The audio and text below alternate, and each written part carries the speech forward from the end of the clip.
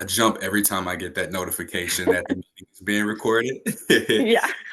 Hello, welcome to Something Positive for Positive People. I'm Courtney Brain. Something Positive for Positive People is a 501c3 nonprofit organization that supports people navigating herpes stigma through essentially more holistic approaches that address the emotional impacts of stigma, utilizing primarily the teachings of yoga to support people with navigating stigma. We also take the lived experiences of people who are living with herpes, as we are on this podcast right now, and we integrate that into sex education resources and STD prevention efforts. And we train healthcare providers on stigma free communication.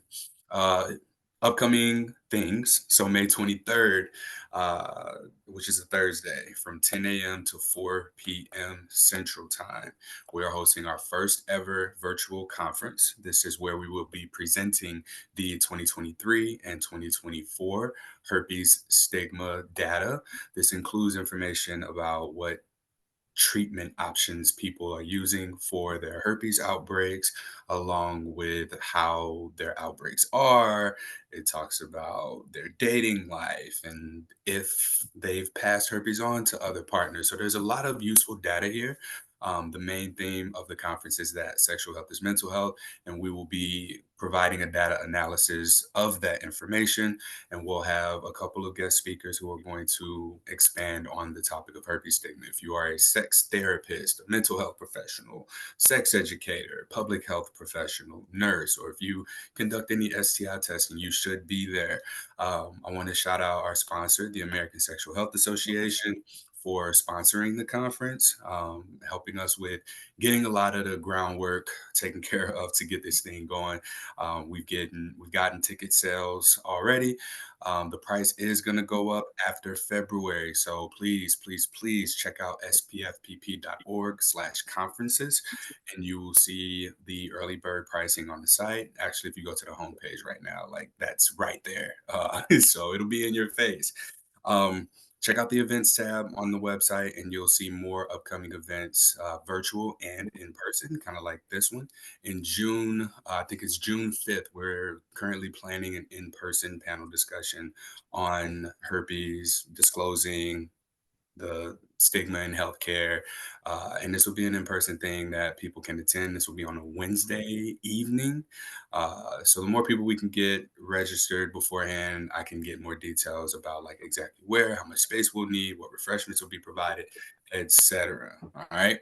So that's it. And if you haven't already, please subscribe to the monthly newsletter that has all of these updates that are about to come up listed. So, without making this podcast episode what's going on at Something Positive for Positive People, I want to let our guest today introduce herself. Carly, just introduce yourself briefly, just like what you would like people to know, maybe where you are, some of your hobbies, what you like to do, age, if you want to add that, whatever you want to share. Okay, thank you. First, I just want to say thank you for having me and having this platform to speak and share our stories because I do think it is important to put faces to herpes. My name is Carly. I am 29 from Seattle, Washington. Um, yeah, one of my main hobby is traveling. I call it it's half my identity, but that's my biggest hobby. And then also being a herpes advocate is a newfound passion for me. So those are kind of the two big things about me right now, at least. Yeah, I saw on your Instagram that you do a lot of traveling. You're about to go see gorillas. Is that right? Yep. Yep. Yeah, I just booked the tickets to Uganda last night. So I turned 30 in March. And so that is my birthday gift to myself. amazing. Well, happy early birthday. Thank Thank you. you for coming here and celebrating, I guess, a little bit of that with us. Now, you mentioned some herpes advocacy, and I'm Mhm. curious to know, like, what started you in wanting to go into that? Yeah, so just a little bit of background of how I even got herpes.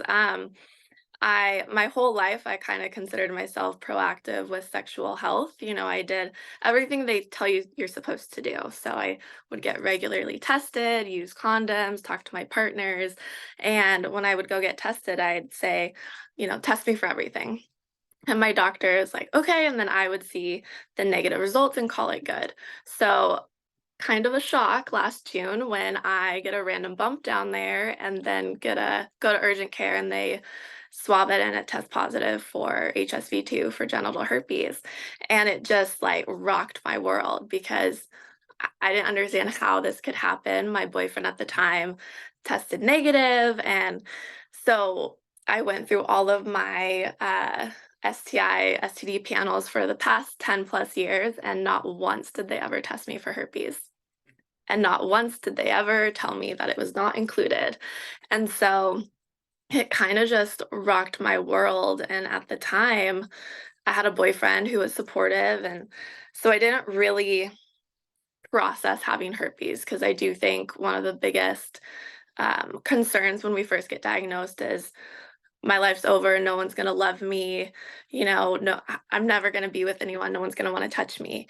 And at the time, I had a boyfriend who was like, "It's fine. Like we're gonna go through way bigger things." And so I didn't really take any time to process it because I had someone, so I was like, "Okay, this is great." So then my second blindsided is when I got broken up with 3 months later, and at that time, it was then now I had to process a devastating breakup and process having herpes at the same time and finally go through those feelings, and it was like the lowest point of my life. I had never had suicidal thoughts before that time, and I just was in such a negative, dark place. And I remember in one of my breakdown moments, I remember kind of having this like epiphany or I don't know, like spiritual moment, I guess, of just like I have a purpose in this. Like I remember hearing these words like you have work to do. And I knew it was around advocacy because I'd kind of been looking at it a little bit, but didn't care enough because I had a boyfriend. And so then I just kind of poured everything into advocacy on all ends. And it really has helped me heal a lot. And just like putting, I didn't want herpes to just happen to me. I didn't want to just let it like I have herpes and let that be the end. I wanted to use it to make an impact and do something good with this unfortunate diagnosis that I got. Yeah, thank you for sharing that. How long ago were you diagnosed again? So June of last year, so only like 7-ish months ago.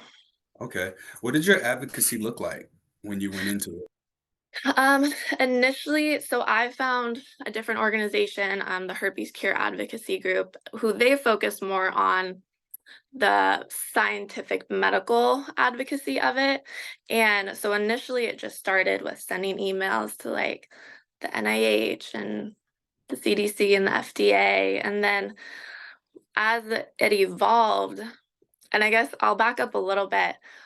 One thing that really helped me with the advocacy was telling my support system that I have herpes. So I didn't tell anyone initially. My boyfriend knew and like a coworker knew.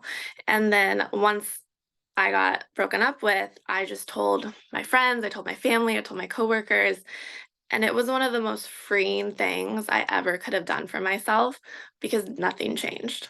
And it was such an aha moment of like, oh, like these people still love me. None of them are judging me. None of them are afraid to touch me. And they just like covered me in like love and support. And I think that is what helped me even further the advocacy. So then I decided I'm just going to go public about it. And I created a TikTok for it. And so it's kind of evolved in my thought process with advocacy is any opportunity that comes up, I'm going to take it and like this opportunity here. And I think advocacy has to come from all sides. Like we have to have the mental health aspect and the destigmatization and education and awareness, but we also should be advocating the scientific community. Like, why don't we have better treatment after 40 years? So it's kind of evolved and it keeps evolving. And I just want to do anything and everything that I can to know that I am doing my part in changing herpes stigma. Yeah, and you and I met on Reddit, right? Yes, yes. And so what did your advocacy on Reddit look like? Was it just responding to posts that people make or what? Yeah, so it definitely is responding to posts, because one thing I learned, a lot of people just don't know. They don't know much about herpes, but then they also don't know about what is going on in the science community regarding vaccines and better treatments and cures. And so a lot of it is that, but then I also make posts encouraging other people to advocate because I also think there is a lot of ways you can advocate, whether it's publicly, anonymously, you know, social media wise, fundraising. There's so many ways you can go about advocacy. And so sometimes I share my story of advocacy. Like I met with one of my state senators' health policy advisors, asking for a meeting and talking about herpes and like why, we should have more policy around it and, trying to show the importance of taking herpes seriously. And so I shared that in the Reddit communities of just like, it only took 30 minutes out of my day, you know, and telling a random person I'm never going to meet that I have herpes and sharing my story. I don't really consider that coming out because, no one in my life will know that happened unless I tell them. And so, yeah, I just like encourage people and then just try to educate also on Reddit. Yeah, well, thank you for that. It's Mhm. amazing that we see so many different ways for people to get involved because Mhm. sure, as you might have experienced upon your diagnosis, that you didn't really see ways that were comfortable for you to get involved, especially so newly into your diagnosis. It Mhm. for you to have the urge to provide support to other people, that healing others is also Yeah, healing us, right? absolutely. Mhm. When people hear the word advocate, I think they believe that they have to put their face out there and they gotta Yep. go out and knock on doors and post that they have herpes. No, Right. advocacy can look like just being supportive in the communities that exist. Mhm. There's much advocacy going on and support that's happening that Yeah. we will never hear about, that we'll never come across. But people who are behind that advocacy are extremely passionate and purpose driven behind that. So Right. anybody can advocate without being Mhm. an advocate, so to Right. speak. Absolute, and I think, like, I see many even, like, anonymous social media accounts pop up where they don't have it doesn't show a face, it doesn't say a name other than, like, herpes something, and then they just share information or they comment on other people's posts educating, and, that's a small way, but it's an impactful way. I think any amount of advocacy can be hugely impactful, and it only takes a couple minutes out of your day if you want it to. Right. And there's so many ways to go about it. And with something positive for positive people, I think one thing that we do is we curate the stories of people, and each Mhm. podcast guest has done their own individual contribution to the advocacy that's coming through here because now Mhm. we have podcast episodes that we have representation for what it looks like on the other side of a herpes diagnosis when a person's diagnosed, they don't Right. know what that looks like. So it Mhm. just minimizing the psychological effects of stigma within ourselves, we're Yes. able to make other things a priority that aren't Mhm. herpes stigma so that we can decide how we'd like to move forward. Maybe it is just not doing anything at all. Maybe your advocacy just looks like sharing your status with potential partners. Maybe it Right. sharing with a friend. Maybe it looks like going into the communities and just extending support. Maybe it looks like Mhm. educating your healthcare provider when you have a conversation with them about, what why you don't know more about herpes. Why don't more people know about this, right? So yeah, this is really good to hear that there are other ways that people can navigate. Like I even look at you being willing to show your face. So you're one of the first people that I'm interviewing who isn't already like openly known at least about Mhm.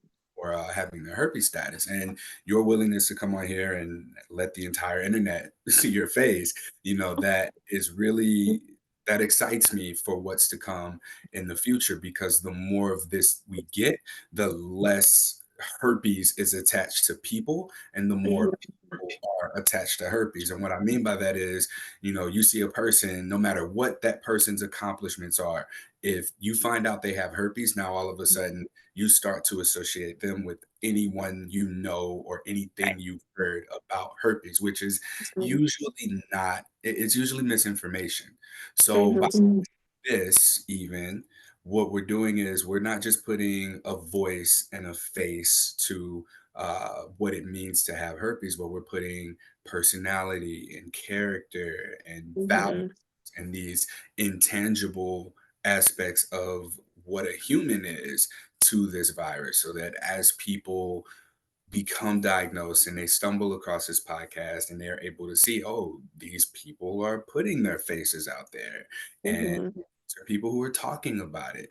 That's some of the most healing stuff that we can do, being on this edge of, and it's very provocative, right? Because Mhm. we run the risk of people who don't know us finding out what our herpes status is. But what people don't understand is that there's not really a risk associated with that.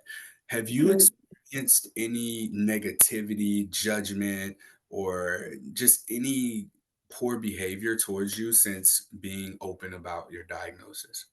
Not really on it, and that was, like, one of the most shocking things and what has actually encouraged me to continue advocacy, because I really haven't experienced anything negative. On TikTok, I might get a couple comments here and there of like, "Why are we even talking about this?" I'm like, "That's exactly why, because we don't talk about it." But as I said, like, when my whole family and friends and coworkers, when they were just like, "Oh, okay," and then I educated them about it and nothing changed, like, they don't look at me differently, like, nothing, like, that was, like, such an aha of, like, "Okay," and so then moving forward, the way I saw it is, like, if anybody does have negative reactions towards it, I don't know them, so I have my core people that still support me and love me, like, I care about their opinion, and their opinion of me didn't change. So now moving forward, like, I don't really care what some random person in Oklahoma thinks of me, you know? And so that has really helped me a lot with advocacy, but I also just haven't experienced that either. Even, I am on the dating apps, not to seriously date because I'm very much not ready for that, but more so I just wanted to see, okay, what is this going to look like now? Now that I do have to disclose, like, what am I going to get matches? And so I actually put it right in my dating bio. And it has another aha, like, nothing has really changed differently. I might get a few less matches or different matches, but I get plenty of people that say, "Hey, I have herpes too." I get plenty of people that say they don't care or they have dated someone with herpes, or I get people that are just curious and wanna know more. And so, even in the dating world, I haven't really come across negative reactions. Can I ask you a question about that? So Yes. I wonder if being on a dating app and putting your herpes status on your page, the Mhm. people who say me too, right? I Mhm. often wonder if they would have matched with me Yep. had I not had my status on there. What are your thoughts about that before I go? I no, I know exactly what you're talking about, and I always wonder that too. But it's one of those you'll never know, right? Like, and yeah, there are a couple that I'm like, would you even mention that if I had said anything? And I'm sure most of them or a big portion of them have cold sores and haven't said anything, right? Like, sure, a lot of them don't even realize or think of that, associate that to herpes. But yeah, there's definitely been a few that start the conversation with, "Hey, I have HSV too," and then I'm like, "Okay, but would you have said that otherwise?" But for me, disclosure is such another big topic in the herpes community of how to do it, when to do it, what to say, and for me, that's just what works best because it takes away the anxiety of when do I have to do it later down the road. Yes. So if anyone is curious about herpes disclosure, please check out podcast episode 299. How do I disclose my herpes status? That's a good one because it comes with a framework for how to have the conversation as well as Mm. when to have the conversation as well. Um, yeah. So I matched with someone on a dating app and told her what I do, and because the conversation has to come up Right. fast. And I don't think herpes was in my profile at the time, but I had to disclose if we were going to be meeting up. Mhm. And she disappeared. The conversation went on for a bit. I let her know what I did, and she disappeared. She disappeared for, I want to say, almost a year. And then Wow. I got back, I was on the app, and I guess she got back on the app, and she matched with me. I was like, "Damn, this girl looks familiar." And it turns out it was the same person. She was like, "Hey, you might not remember me, but we matched, and you like, I'm so grateful for the work that you do." She had gotten diagnosed with herpes and got off the apps, and she had to like tell partners, and she was really Mhm. time. And this is actually kind of a common story. This isn't the only time that something like this has happened, but she came back and she was just like, "Oh, thank you." I was like, "Oh, okay. I'm glad that worked out for you." So it sounds like you're just saying thank you. And I was just kind Right. of leaving her alone. She's like, "No, actually, I was interested. I just, this happened. I was overwhelmed, disconnected, stayed within." Mhm. And she just took time to go through whatever her healing process was. Mhm. So looking at that, like I still wondered, in the back of my mind, like, is this because now we both have herpes Right, or you only wanna talk to me now because I have it too. yeah, and Yeah. that I don't know how common that is for people to think about because maybe Mhm. it's something that crosses my mind because I date outside my status. What do we Mhm. call this? Like interstatual dating. I don't know, but I don't know I'll either. date people I'll date people who don't have herpes, and I've dated people and date people who do have herpes. So in going through the process of looking at, you know, the matches when your status is on your profile or when you reveal it later, I played around with it with Mhm. trying to identify what made, the most sense. And it's funny because I've matched with people who like have listened to the podcast, and some people like won't tell me right away. And I'm so glad that they did that because I think that I'll view people and the situations a little bit differently had they been, Mhm. "Oh yeah, I know who you are. I listen to your podcast. Right. Want to do this, want to hang out." Because then Yeah. like make me like feel like I'm giving you that information. Right. But anyway, that's a whole nother conversation. But yeah, um, with the disclosing your status on your profile, I know that there are people who are extremely paranoid about the wrong person finding out. And what I've Mhm. experienced is that anyone who cares is just gonna swipe away from it. I Right. won't know. I won't receive any of that. I'll only receive curiosity or mutual uh, Mhm. status or shared Yep. interest in that. Yep, that's kind of been my experience. I will say I do get matches where they clearly didn't read my bio first, because then I get unmatched pretty quickly. But for me, like, I don't even the biggest thing to me that I knew I wasn't, like, mentally ready with yet is to build a connection, disclose, and then get rejected after that. And so I just knew for me, I just wanted to put it out there so there was, like, I didn't have to decide when is the right time, like, how should I do it? And yeah, like I've still been rejected for things not related to herpes. So like, it doesn't Can we talk find about some of someone. those? Yeah. Yeah, like, can we talk about the other things that we're rejected for that we want to blame herpes on? What are some Right. of the things that you've been rejected for?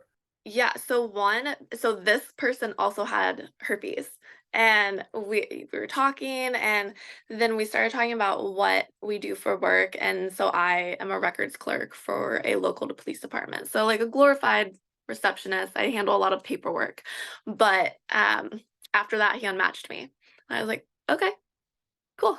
Wait. You're in Seattle, right? Yeah. So was it Seattle, Portland type of? That And I guess like I'm in Portland. So yeah, this region, like in Portland, if you have any association with cops, the general population is, "Oh, I can't date you." But right. I don't know if it's like from an advocacy perspective or if it's like that person probably does things that your role. Yeah, Yeah. I don't know. I mean, all again, I have no idea what he thought of that because he just unmatched me immediately. But it is something that I like. I actually, this is interesting that we're talking about it. I'd rather tell someone I have herpes immediately than tell them what I do for work immediately because people are very polarized on that topic, and so I do hesitate to tell people on dating apps what I do immediately, but it's now that we're talking about it, I'm like, "Oh, that's interesting and almost comical that I'd rather just tell someone I have herpes first." Yeah. But Yeah. How has you're so newly diagnosed. I'm very impressed with how soon and willing you've been to come on here and share your experience, because for some people, like, they're not at a good place to talk about it, or they think that their story is not worth telling at the point they're at. Uh, mhm. so where are you now, mentally, emotionally? Like, how are you feeling? Uh, it depends on the day, honestly, and it's hard because I'm not the breakup is the worst part of it for me, like, that is where I'm still struggling a lot, but then most of the time with herpes, I'm okay-ish, I suppose. There are days I wake up and I'm definitely like, this is still my reality. This is not a bad dream. Like this is still I still have herpes. Okay. But again, like I just can't talk about advocacy enough. Like it literally saved me, I feel. And just have like the way, I say herpes is not a death sentence, but it is a life sentence. And what am I going to do with that, right? Like, I have this, what am I gonna do with this now? And for me, I needed to do something like bigger than myself and to like feel like I am doing something good with this diagnosis that I do not want and can't change. And so I think that, you know, as maybe kind of morbid or mic drop as that sentence is, like it is true, right? And we need to acknowledge that. And to me, that is a big deal in and of itself, and that is why we should be advocating on all sides of it. Yeah, I Mhm. thought that was really interesting that you said herpes is a life sentence, and the Mhm. interpretation on that, like what I'm hearing is, no, you don't. Your days aren't numbered. Like, it's Right. more of a realization that your days aren't numbered, and Mhm. you don't know how many days you have left. But this is going to be your little companion, right? Like, Right. Right. it's, Yeah. This is your life right now, and maybe one day there will be a cure, vaccine, or even better treatments, but we can't bank on that. And so that is like why I advocate, because I would love for this not to be a life sentence, but it is. And so what am I going to do with that now? Yeah. You made me think about this. So, what would you do if you were to have cured yourself? If you're able to cure herpes, like, what would your life look like differently? What would you be doing right now instead of this podcast interview? Well, I wouldn't be advocating if I had it. And that is an interesting point, right? Because, I think a cure is very much part of the mental aspects and the psychological. Like, I want a cure because mentally I don't want to have herpes. And that is still very much something I'm still trying to work through with, like, I guess acceptance, as you will. Like, I accept I have herpes, but I don't want herpes. Like, I don't want this in my body. And so trying to, like, I don't know, mentally process that is still a struggle for me some days. But yeah, technically, I probably would just be, like, watching TV if I had a cure, right? I just wouldn't be like, I do think I dating would be, I don't wanna say easier because dating I just was sucks I was waiting on you to regardless. say it. I knew it. I knew you were gonna say easier. But that's not the right word. I think it would just be one less thing I have to worry about with dating, Well, you know? let me ask you this though. So, in Mhm, challenging having mhm. herpes, your person is either going to be okay with you having it, or they're going to also have it, right? Right. If you don't have herpes, that's one screening that's not there, because you got in a relationship with someone, you had herpes, and they found out Mhm, you had herpes. Not to say that this had anything to do with the relationship ending, but 3 months after making that discovery, the relationship ended. And was it mhm. because of herpes or was it other things related? And you don't have to go into detail if you don't want to. I mean, your guess is as good as mine, honestly. But he claims it's not, and whether or not it was like the determining factor, it played a part. There's no way it didn't play a part in the ending of that relationship. So, but I do agree, like herpes is a great tool to weed out like people that are not worth your time for sure. So Yeah. I get that part absolutely. You travel a lot. So do you have any experiences with outbreaks as a result of climate changing, jet lag, anything You like know, that? so I don't. I actually have only ever had that one outbreak that I got diagnosed with. And it's so crazy because so this is the other thing, right? I have no idea who gave it to me. No idea how long I've had it. If we are to believe the blood tests are accurate and the past few relationships I've had who have tested all negative, then I've had this for like 6+ years. But those tests could be unreliable.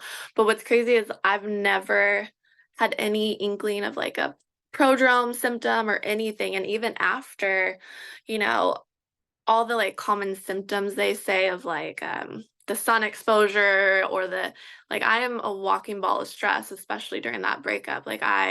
You would have thought I would have had an outbreak for all from all of that and nothing. I haven't had a single symptom since that initial outbreak, so I'm very fortunate for that, but it hasn't like traveling hasn't affected it at all. That's good. That's good. A lot of people jump into responding in a way that other people say they need to do or start avoiding the things that another person says to avoid. So, like hearing this podcast, you might have just opened up somebody's world and being able to travel without that I fear. hope so. I Yeah. encourage travel. Definitely like traveling, I think, is one of the best things we can do for ourselves because you learn about other people, cultures, even just like going, I had a goal of visiting all 50 states before I turned 30, and I accomplished that goal last fall. But just learning, what life is like in Georgia versus Wisconsin versus California, right? Like it's all beneficial knowledge for us. And just, I feel like we grow as people when we travel. So I definitely encourage all the traveling. Yeah, amazing. So when you're traveling, how do you date? It seems like you travel a lot. Do you bring your dates with you or your relationship partner with you, or do you date while you travel? Like, what does dating actually look like for you? Yeah, so I actually have never traveled with a significant other before. Um, and I will say prior to this last relationship, I was single for about 2+ years.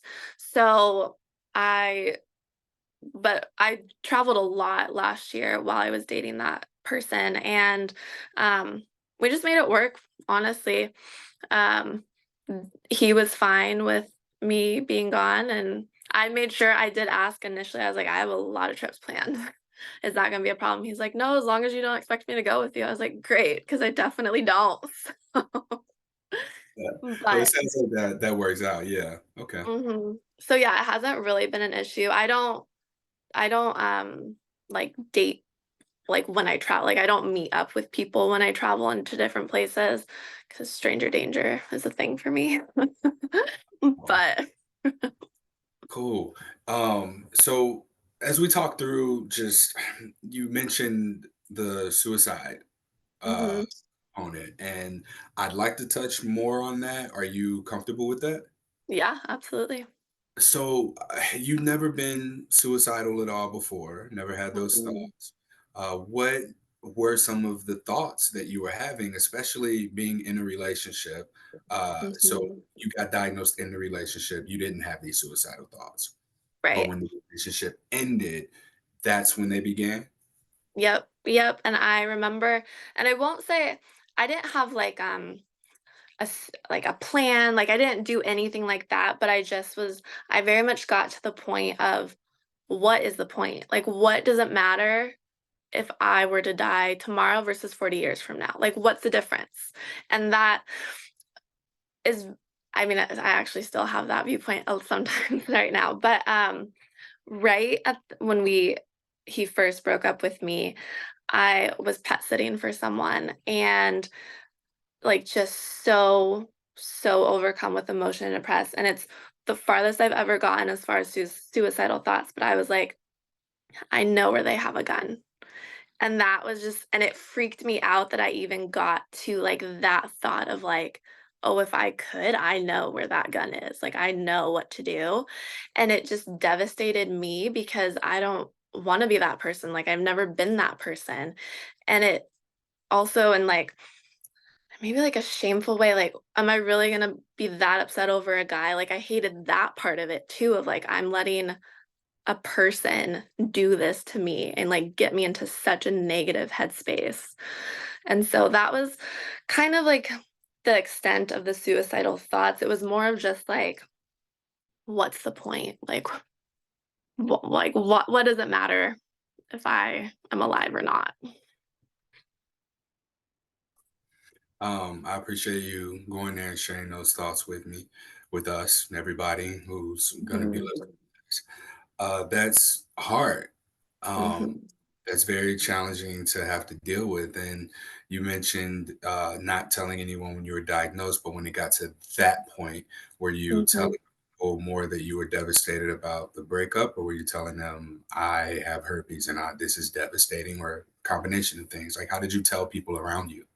It was a combination because I'm very much the kind of person like I'm gonna tell you the full story. I'm not just gonna give you bits and pieces. And I felt like to tell this the breakup, how we got to that point, I feel like I had to just talk about the hurt, like, because it was, they talk about a catalyst in relationships, and that was definitely a catalyst for us. Even though we stayed together, it definitely changed the dynamic a slightly. And so I just felt like I had to explain to everyone, or I didn't have to, I chose to explain to everyone the full story. And that did help 100%, like just having that community and connection with people. Because there were people that one friend was like, "Oh, I have HSV too, also." And another few other people were like, "Oh, I get cold sores." And so it was like, "Oh, okay." Like even my close friend, like I'm not entirely alone here. I still have to process and deal with this like mentally alone, but like I do have people and like they were my lifeline. And I had a cousin, I was like texting, I was like, I'm just really depressed and sad. And later that day, she just showed up at my house with flowers and junk food and just like spent a few hours with me. Just she was like, "Oh, I was concerned, so I wanted to make sure that you were like alive." But like that's what I needed, like people to just like show up and just like smother me with love. And these are people who have known you, who you know. Mhm, I tell people, when they reach out to me, I'm very safe. I'm mhm, open about having herpes. I have herpes. So telling me the story without that fear of judgment, I mhm, can still not talk to a person, and that won't hurt as much as opening up to a person that you know and then them treating them differently. And I recognize that, but also the reward that you get from mhm. telling a person and them not looking at you differently is far Yes. greater Mhm. than you talking to me and me telling you, hey, I don't look at you any different than I did when I first saw the notification that you reached out to me. Right. There's no equal value there. So, like me being as low risk as I am to disclose Mhm. to relatives, friends, that the greater the risk, the greater the reward. Like you had Yep. someone, like your cousin, show up Mhm, for you physically mhm. where any, I know where none of y'all live, Right. or I can't Right. do that. So we really have the potential for giving people an opportunity to show up for us in a way Mhm. that they know us and Yep. are able to show up for us in that way. It is very much validating to our identities to Mhm, be able to share with people who know us and can validate who we were prior to us receiving our diagnosis. And that is just the most beautiful thing that you can have, like that mhm. vulnerability, that connectedness with another person. Like we really need that. It is, and I do, and that's the whole other like topic I could talk about of, as you just mentioned, the vulnerability is what creates connection, right? And like in our society, we are just conditioned to not talk about the hard stuff. Even separate from herpes, even just like talking about depression, right? Like we don't really talk about that. And I started at work, people would be like, "How are you doing?" And I just started saying like, "I'm not good. I'm not okay." Because I'm not, and I can't even fake it. I'm like crying at work. So but we're so conditioned to say, "I'm good, how are you?" Like, that creates no connection because it's not real. And so I just decided, like, I'm not gonna pretend I'm okay because I am so not okay. And so then my coworkers rallied behind me, and my boss would call me in and be like, "Do you need to just cry? Like, we can cry together if that's what you need." Just very supportive in every way, like in the way people knew how. And yeah, I think it's scary to tell people that you have herpes, and not everyone might not be supportive, and that is the risk that you have. But as you said, the reward of people just like loving you and being like, okay, how are we gonna help you get through this, like, is so beneficial and Yeah. so huge. Yeah. And on the Something Positive for Positive People survey, one of the questions is who would you least want to know your herpes status? And Mhm. coworkers is at this point in time at the leading in who people don't want to know. So you coming in here and saying like you're supported by your coworkers. Yeah. I think these people who are taking this survey have a job that they don't emotionally safe at, or that Yeah. just a one-off circumstance. Right, and I will say I'm very fortunate, and I will preface, not every single one of my coworkers knows, right? But my core group of people that I work with, like, they know. And you know, another thing that's been really helpful is a good portion of them are super supportive of my advocacy too. And so that's encouraging. Like, I have a coworker, she's like, "How's it going? Like, what have you done lately? Like, what's going on with TikTok or whatever? How's the meeting going?" And like that's been helpful because it gives me an outlet to talk about it with my community, like my support group too, rather than just like having this part of me that I feel like I have to hide from people. So that's been really helpful as well. Yeah, that's beautiful. Thank you. Thank you for sharing all of this with us so far. I know I have you for an hour and I added 15 minutes just in case, but I Yeah. want to share that you're able to plug any of your advocacy efforts and if there's anything that you have going on right now that you're working on and that maybe you want the Something Positive for Positive People community to know about and get involved with. Ooh. Thank you. I'm still just navigating my advocacy. As I mentioned, I do a lot of advocacy with Herpes Cure Advocacy, and they are a nonprofit with the goal of, my gosh, what's the right word verbiage? For they're advocating for better vaccines, treatments, and cures. So they're very much the medical scientific approach of advocacy, and that's really a huge part of my advocacy with meeting with the state senator or representatives. And then I do have a TikTok. It's Carly HSV Advocate. I have a small following, but that's been cool too because I don't have a large following, but people still reach out and are like, "Thank you so much," or they have questions. I'm like, that is what is so important to me, is like, if I help one person, it is worth it because I don't want people to be blindsided the way I was. That was Yeah. so devastating. Mhm. Well, yeah, I think that all of the combined advocacy efforts that exist and run together are all supporting one another. It's just Mhm, machine that the gears are turning, and the more that we're able to continue to uplift and support each other, the more progress someone can make, and someone mhm. can bring someone else in and be able to continue to support the ongoing efforts. What Yeah, so the TikTok is Carly HSV Advocate, and that's Carly with a K. Yes, Carly with a K and a Y. And a Y. All right. How else do people spell it? Like a I? I never get people spelling it correctly. It's either I-E, E-E, I, or E-Y, or with a C. So it's Karly.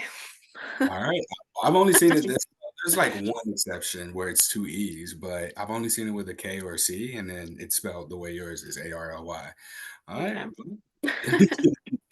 Cool. Is there anything else you want to leave us with before I let you go?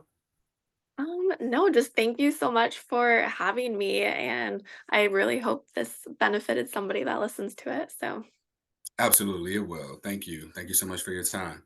All right, y'all, that thank you. concludes this episode of Something Positive for Positive People. Please like, rate, review, share, subscribe to this podcast, and go to the Something Positive for Positive People website. It's spfpp.org. There have been a lot of renovations to it. You'll see what our offerings are. We have the yoga classes. March 1st, we're starting a cohort of 20 total yoga classes where we're using restorative yoga and meditation techniques integrated with David R. Hawkins' philosophy on letting go. So we're going to be learning to become aware of and release emotions that are interconnected with stigma. So this is available to Something Positive for Positive People members at spfpp.org/yoga. Fill out the intake form and then become a member, and you're all good to go.